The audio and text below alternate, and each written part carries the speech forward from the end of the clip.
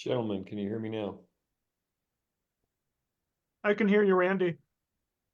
Cool, thanks.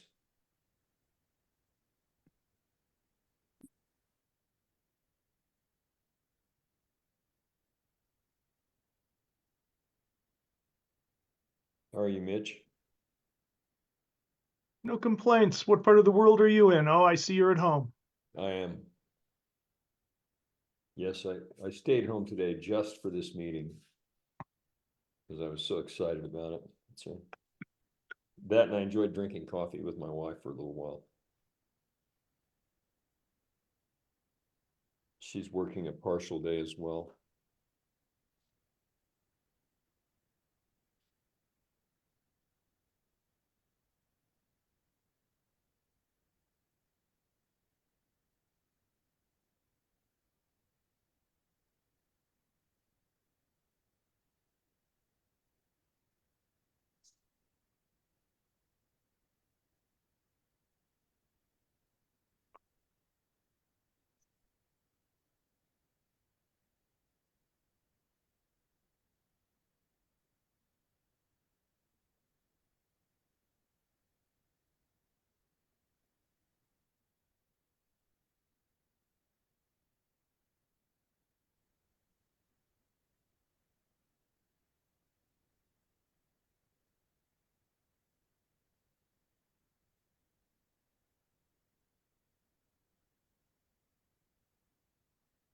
Who called for this meeting? I was trying to remember.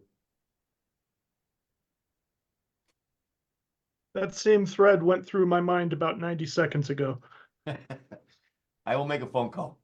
I tried to block out the entire week, the entire month, and just in case we were going to meet at some point, but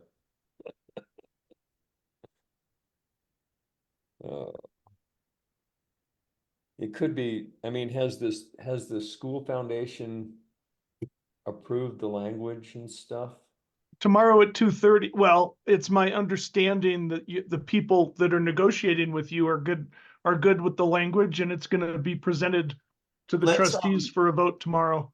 Okay, let's Not talk about thank you stuff? for that. Yeah, let's not have any discussion about what's on the agenda until the meeting's called to order. Yes, Please. sir.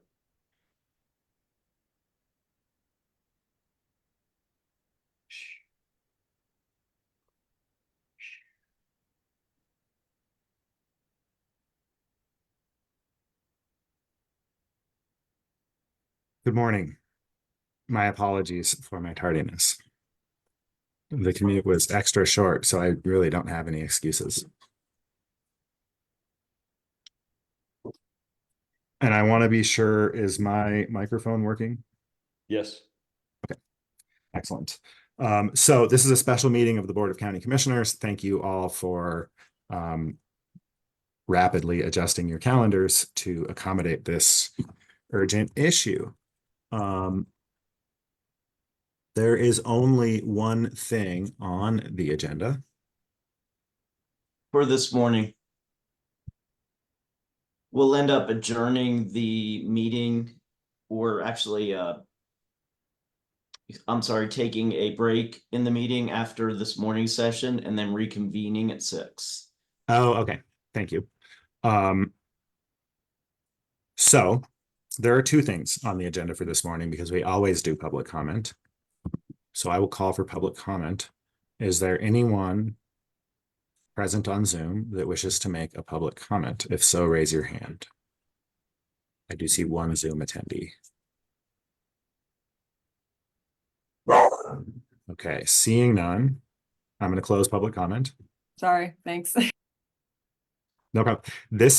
In this setting, I can see whether their hand is raised or not. So Was that a public comment that we heard in the background? are you? I'm not sorry. I was just telling you guys no public comment.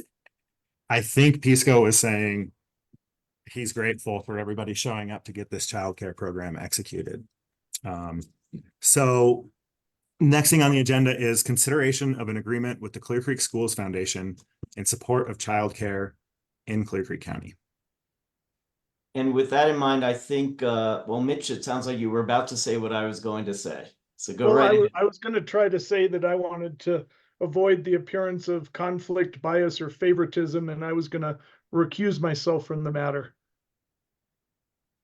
So glad I could kick off the meeting with you. See some of you at 6. Thank you. Okay, thank you. So I'm sorry, will you give me just one moment?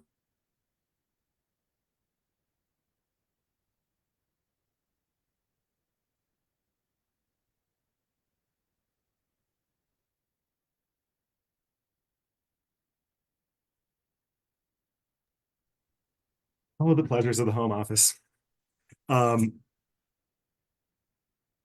So the thing on the agenda is for us to consider an agreement with the Clear Creek Schools Foundation in support of childcare in Clear Creek County. Peter, would you describe this agreement before we go to any questions or comments from commissioners? Sure, absolutely. And just for purposes of the public, I thought it might be helpful at least to share the screen. The agreement wasn't ready yet. It was still in draft form so it couldn't make it to the packet. It's not required to be in there, but I think if any member of the public is watching, even on Facebook, it might be good for them to be able to see it. Let me know if you are able to see it. Now, can you see the agreement? Yes. Randy, you're on mute. Okay, but you can. Okay, good. So the agreement that's before you, just so you have it, is an agreement with the Clear Creek County, Clear Creek Schools Foundation. It's a not-for-profit organization. The agreement itself lays out a little bit about the corporation as a not-for-profit. It basically supports and provides funding to enhance the education experience and social and emotional development of students and developing community support for public education. That's in one of the whereas clauses. Peter, I'm so sorry. This is just the agenda that we're seeing. Oh, I'm on the wrong one. Okay. Sorry about that. Didn't mean to interrupt. No, I'm very glad you did because I'm referring to the agreement. So very good you did. Apparently, I'm just sharing the wrong screen. I've got multiple screens open. Hold on. Let me find the correct one. You had it up for a moment. Did I have it up for a moment? Mhm. Okay. Just one moment. I'm sorry. Apologize for the technical difficulties here. Let me go back to my share screen.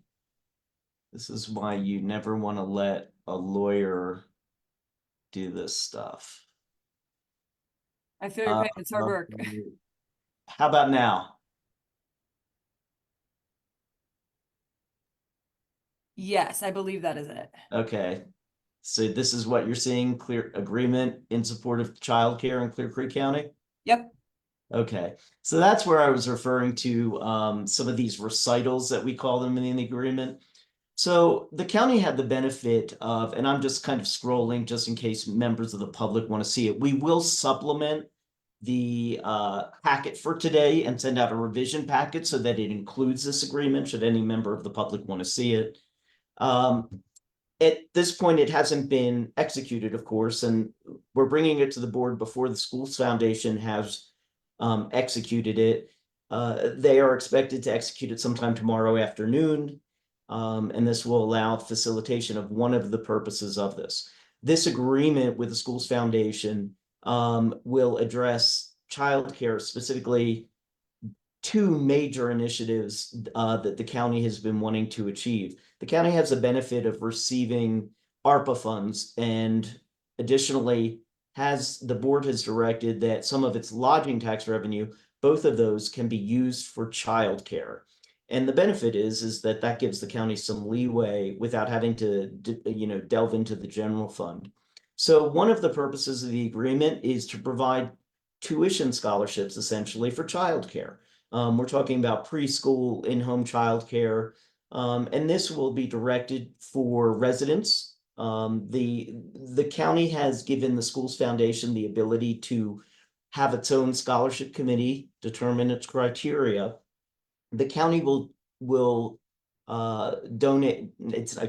Donate is not the right word. It will contribute $40,000 to the schools foundation that is derived from lodging tax revenue. That will go in support of this scholarship program.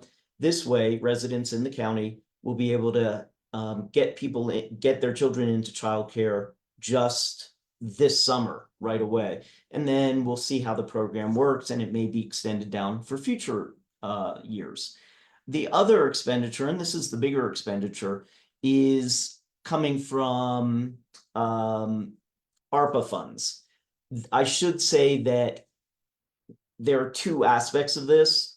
The first aspect is planning towards a new childcare center called Mountain Trails that will be located in Idaho Springs. I believe it's going in the currently being renovated Carlson Elementary. 60,000 of those funds actually come from lodging tax too. But then 250,000 go towards the actual construction of Mountain Trails. This will allow for up to 69 students or preschoolers to have childcare essentially. So this agreement would go into effect as soon as possible so that the Schools Foundation could immediately start administering the scholarship program. And then the planning phases relating to Mountain Trails will start occurring. I don't believe that Mountain Trails is expected to be constructed until 2025. I think they're running a little behind on where they want to be, and this planning money will help them significantly in moving forward. I believe I've given the overview. That just one other thing, the county can terminate this at any point. There is a clawback provision that if we are not happy with the way everything is being administered, we can pull back the money that hasn't been used at that point. Any questions? Turn it back to George. Thank you, Randy. I'll defer to you on any questions or comments here. You know, I have been through this and we've had numerous conversations about it. I think the only question I would have is, you know, we're basically making a one-time contribution from ARPA funds to help jumpstart this thing and support it, especially immediately. And the last thing that Peter said about the ability to claw back the funds if there was something we didn't like about it, the remaining funds that were available. I hadn't even really thought about that. And so I guess my question is, I mean, we give the funds, we don't parse it out like we receive an invoice and we don't respond to invoices and give a little at a time. We're making the entire fund available to them. What would be the mechanism of clawing it back? Two questions. And second, what kind of thing can you envision that might even cause that? I mean, I like to go into things with a positive, optimistic attitude. So I haven't been thinking about what would go wrong that would cause me to want to reach from the grave and, you know, pull the money back into it. So if you could kind of maybe try to answer both of those, I'd appreciate it. What's the mechanism of clawing it back? What's the and what would cause us to want to do that? So the county will have the opportunity to get an initial review. We're going to call it kind of a progress report in November. That's going to give the county an itemization of how the funds have been spent to date, how they were apportioned, why they were administered, and who they went to, the names of the families, things of that nature. The board will have an opportunity at that point to review those information and then, you know, relay questions that we can relay to the Schools Foundation. And then just before the June of 2025, so basically within the year, but at the end, we'll have an annual report where the Schools Foundation will actually come to the board in a public meeting and have a discussion of that. Either of those times will give kind of a clue into the county as to how the funds are being set, see if there needs to be any course conditions or corrections. If not, and the county isn't happy, and we terminate the agreement, the funds must be released. They have 30 days to return unused funds, have to be deposited. Now, let's say they've expended 30,000 of those funds. That's kind of done. But everything else would come back. Okay. And the second question is, what kind of thing would cause us to do that? What's the kind of thing that we would be taking? So if I were to speculate, I would imagine that it would be things such as, and I candidly am very, very sure this won't happen, but let's say the Schools Foundation decided to give scholarships to people that support political campaigns that they'll benefit from, or, you know, anything that would suggest that there was an apportionment that was inappropriate and not for the intent that is stated in the contract, which is to assist those families that cannot afford childcare on their own, that are unable to do that. If our review of the recipients makes that a question, then I guess that would be an indication of something that might cause us to want to pull the money back. It could be, you know, a lack of good accounting too. And then it would really be up to the board to decide, well, is this something that can be corrected, or do we terminate and get our money back? I guess that question was for George also. Oh, I'm sorry. In addition to you. Okay. Anybody's fine, it's all. I mean, broadly speaking, you know, I raised my eyebrow at Peter's example because I was a little confused about what he meant there. I think basically, like, if someone ended up getting some money to do something other than put their kid into childcare, which this system is not structured to do. The agreement states clearly that money will go directly to vendors that are vetted. So I mean, I think broadly speaking, a failure to perform the terms of this contract that we think are egregious enough to decide to pull the money back. And I like speculating about all the different ways that something can go wrong is, you know, something that we pay attorneys good money to do. And so I guess maybe the question that I would ask you, Peter, is like, do you think this contract is adequate in terms of both having contemplated and written in the ways that this can go wrong, and then making sure that we can get satisfaction if they do? Yes, having drafted it, I would say it definitely does. I think we have tremendous leeway to pull back funds whenever we feel it's appropriate. We could even do it for our convenience if we chose to. There is a provision in there, Randy, just so you know, that says if the county at any point decides that these funds are not available, we can terminate the contract. So if, for example, there was some urgent need that got in the way of the expenditure of those funds, then that would be it. We don't have an obligation. There's nothing that the Schools Foundation come back at us for because of that provision. So in effect, the contract is an expression of intent and goodwill that facts of life or our judgment of non-performance, either one of those could cause us to pull back on. Is that a fair? Because if we could say, we need that money for something else and pull it back, if we actually have the ability to do that, We do have that it's an ability. expression of good intent because we have, you know, full ability. And the thing I don't like about that a little bit is the idea that, you know, it leaves, you like for people to go in feeling like they've got good faith all the way around and that they can trust everybody, you know, but at the same time, what can go wrong is something that you're supposed to think about. Otherwise you wouldn't need to write a contract.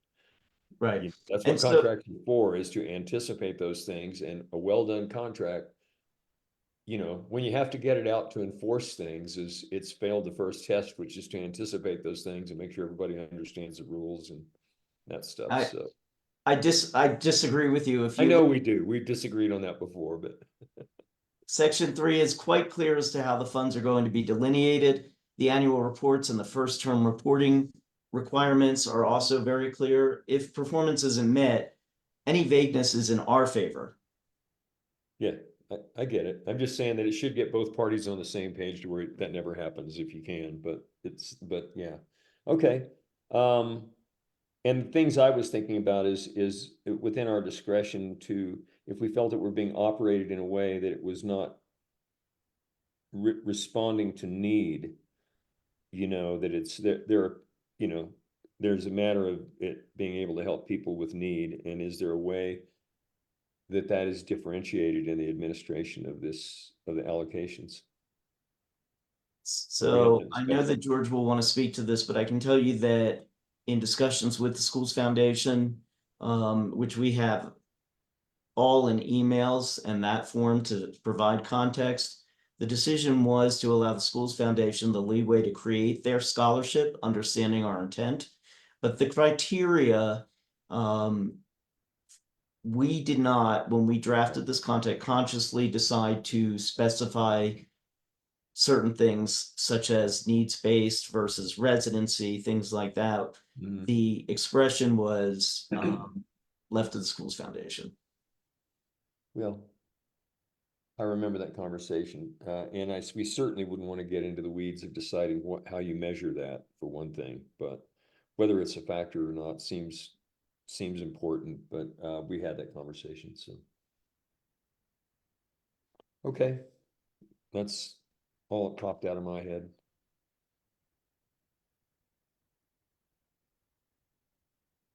Thank you, Randy. You, as per usual, covered the questions that I had too.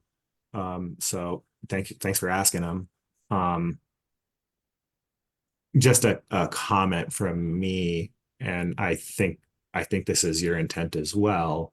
Like that clause that says if we don't have to pay if we decide we can't afford to pay. The next question I'm going to ask is, when can a check go out? Because I think we know we have this money, and I think we should pay. And I think, in spite of the fact that the contract says that, I know I have an intent, and I'm sure you do as well, to support this program, and not decide tomorrow in the number of days it will take for the finance department to get a check out that we have a different priority.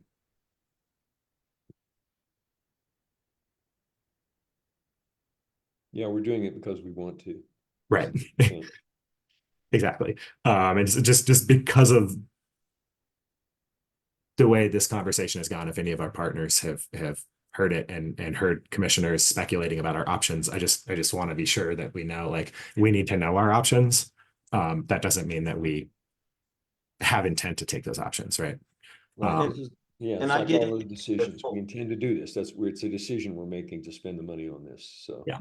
So the agreement does state in the agreement that payment in full will be made in one lump sum within 15 days of full execution of the agreement. Okay. So, I mean, I actually do have one question written down, which I just sort of previewed. Brian, can you, should this pass, can you give me a sense for when finance will be cutting a check? I think Peter just said 15 days. We cut checks every 2 weeks, so we'll make that deadline for sure.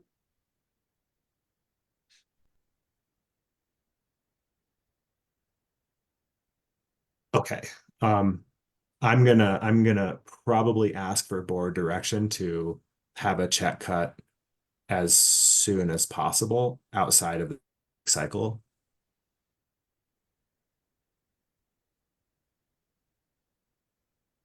So first let's consider, if we don't have any other questions about this agreement, I would welcome a motion. Sure. Yeah, I move that we approve the agreement and the subsequent payment to the Clear Creek School Foundation in support of childcare in Clear Creek County. I will second that motion. We have a motion and a second. All in favor? Aye. Aye. Okay, so now, and I don't think this is a motion because this is just staff direction. I just want to clarify. I think the board, I would like to direct staff to cut that check as soon as possible out of cycle. Understood. Okay, thank you. Then, like, as far as closing comments, like I just want to make sure the public knows who to thank for this. I'm really excited about this program. This is something that other counties have and local governments around the state have been doing for a long time to the benefit of their constituents. And I'm really, really happy to see our constituents start to see what their local governments can do for them. So I want to thank the voters, right, for expanding the use of lodging tax dollars to support childcare and other things. The scholarship program and the planning of this facility are both being funded through that lodging tax. And it's only legal because the voters said, yes, we think in addition to marketing, we should invest in childcare. So thanks to the voters. I want to thank the Schools Foundation being a committed long-term partner in this shared mission to build childcare systems so that the community can rely on and afford. Specifically, I want to thank Kelly Flanagan, who is a member of their board, I guess maybe a trustee, unpaid, and put a lot of time and effort into this, and with really quick turnaround. Going from a concept to a contract in the amount of time that we just did is, I think, I think that this exceeds expectations and what people come to get used to in government. I also want to thank Laura Johnson, who is on the Schools Foundation and contributed to this. I want to thank Expanding Early Education in Clear Creek County. This is a new volunteer-driven nonprofit that's already showing a lot of enthusiasm and capability in this space. They're really the ones that saw the crisis, brought it to us, insisted that something be done. And I'm always grateful for people putting the pressure in and doing it in a positive way and bringing solutions. That's what we saw. Their board chair, Pamela Marsh, was integral to helping us understand how to figure this out. They are also contributing into this scholarship program to the amount of $7,000, which is a big lift for an organization of their size, showing their commitment and putting their money where their mouth is. And I really want to thank Jessica Trivitz, who is on their board, has presented to this board multiple times. She has rattled every cage she can think of to say, we need to do better for our families here. Just really grateful for her and her work. I want to thank county staff. I want to thank you, Peter, for working fast and late to get this contract done. And I want to thank finance in advance for moving fast to get this done and cutting this check out of the 2-week cycle. As this agreement shows, this is a multi-pronged collaborative strategy that includes long-term significant expansion of the number of seats in our community and short-term immediate support in the form of scholarship program for families in Clear Creek County and workers in Clear Creek County. So just a lot of gratitude. I'm really excited to see us take this step. We're going to learn some lessons. It's not going to be perfect, and we're going to apply those lessons moving forward. But I believe I look forward to this county continuing to decide that this is a priority. Ditto. Well, and Randy, thank you. I didn't thank myself, but I'm not going to, but I will thank you because you showed up at 10 o'clock. I showed up at Thanks. You know, you got to do something at least, just even if one little thing. So well, you know, I mean, you're here to make the vote, and you took the vote, and I'm grateful for that. yeah. So Thanks for all you do. It's all good. That said, any other comments?